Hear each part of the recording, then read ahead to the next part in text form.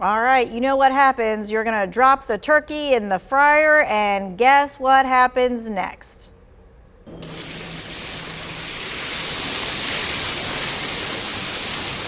I know this scenario happens more often than you think, even though this is one of those, field exercises to see what happens. We want to help you avoid any kind of scene where there's fire this Thanksgiving.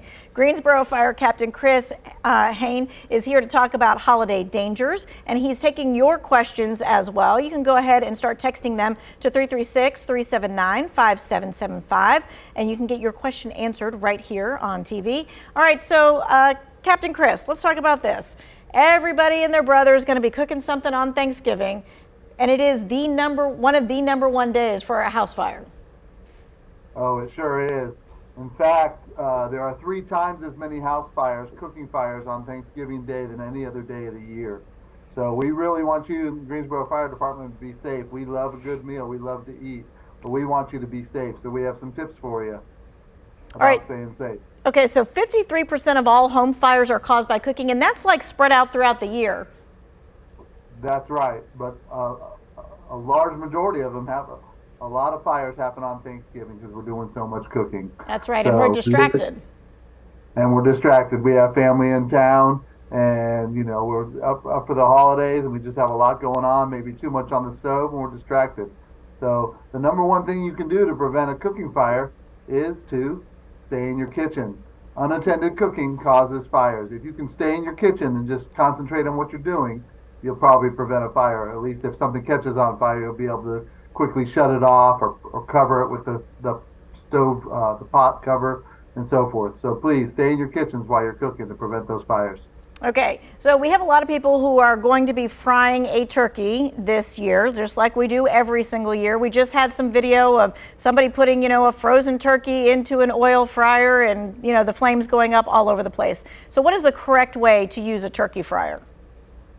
The correct way. Well, first of all, don't do it too close to your building. If you are going to use an oil fryer, don't do it too close to your building. Stay at least 20 feet away from any structure. Number 2, I would say make sure that your turkey is thawed out, right? You don't want it to be frozen, and not to have too much oil in your pot. A lot of times people, once they put the turkey in the oil spills over, and that's what catches on fire and spreads the fire. All right, so what you should probably do is do that whole thing where you fill the turkey fryer when it's not on with like some water or something, and actually dunk the turkey to see like how much you need to fill that oil with. That's right. That's a great way to practice before you actually do the real thing.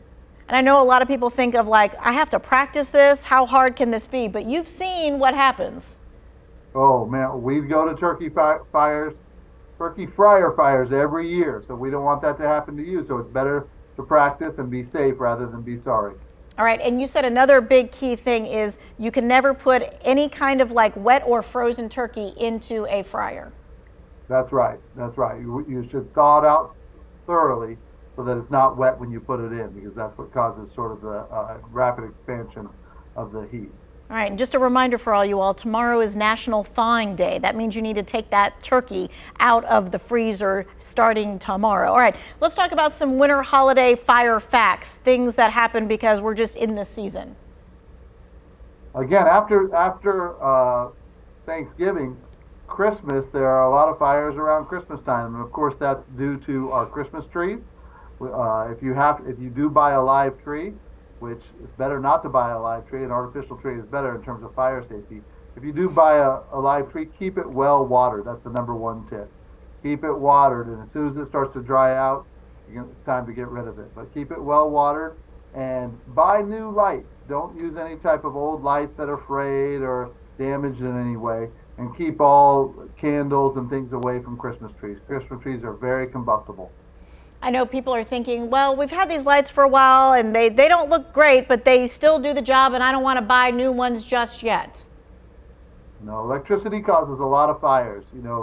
Shorts in your electrical wiring, things like that can cause a lot of fires. So especially when you're putting it on a live Christmas tree, it's better to be safe than sorry and buy newer lights. If you have any type of damage to your lights, it's better to get new ones. Okay, and because Thanksgiving is so close, we want to kind of go over those top recommendations that you have. And the first one that you have, it seems like a no-brainer to stay in the kitchen, but we often get sidetracked and we don't stay in the kitchen. No, yeah, stay in the kitchen. I set timers. As soon as you turn the stove on, set a timer for when it's going to preheat. Use your timers, and you should maybe have several timers so that it reminds you in case you do get distracted. But really stay inside the kitchen and try not to get distracted by family and friends during this holiday time. All right, we probably didn't check our smoke alarms when we did the, daylight saving time thing, so that maybe is something extra to do before the family comes.